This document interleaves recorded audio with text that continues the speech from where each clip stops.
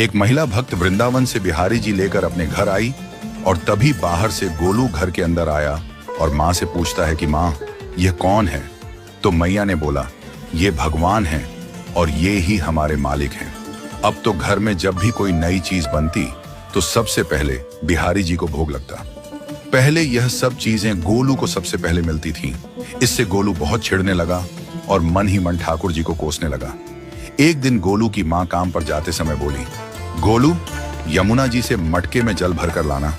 जब गोलू पानी भरने के लिए जाने लगा तो जाते जाते बिहारी जी को कहने लगा, खाने के लिए तो सबसे पहले तैयार रहते हो, लेकिन काम तो मुझे ही करना पड़ता है। अगर यहाँ रहना है तो काम करो। कहकर गोलू यमुना जी से जल भरने के लिए चल पड़ा। गोलू जब यमुना जी में जल भरने लगा तो उसने देखा कि यमुना जी के अंदर बिहारी जी विराजमान हैं और कह रहे हैं, ला गोलू, घड़ा हम भर देते हैं। गोलू उनको देखकर हैरान हो गया और बोला, नहीं नहीं, मैं अपने आप भर लूंगा।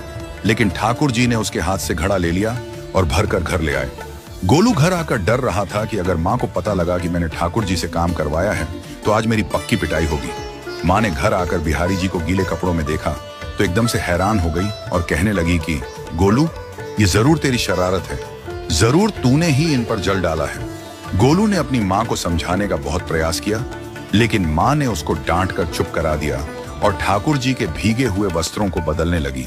अगले दिन जब माँ ने गोलू को अनाज पिसवाने का काम दिया तो बिहारी जी फिर अनाज का कनस्तर ले आए और माँ को ठाकुर जी के वस्त्रों के ऊपर सूखा आटा पड़ा मिला।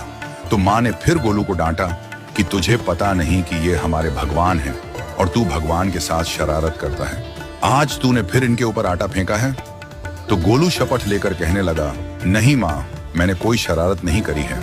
ये तो मेरे हाथ से गेहूं का कनस्तर लेकर खुद पिसवा कर आए हैं। गोलू की माँ आज बहुत गुस्सा हुई। अगले दिन फिर माँ बोली, बेटा गोलू, आज तुम्हारे बाबा बाहर गांव से वापस लौट आएंगे। बस आज का ही काम है, तुम जंगल से थोड़ी लकड़ियां ले आना। गोलू फिर डर गया, कहीं ठाकुर जी फिर मेरे पीछे ना आ जाएं।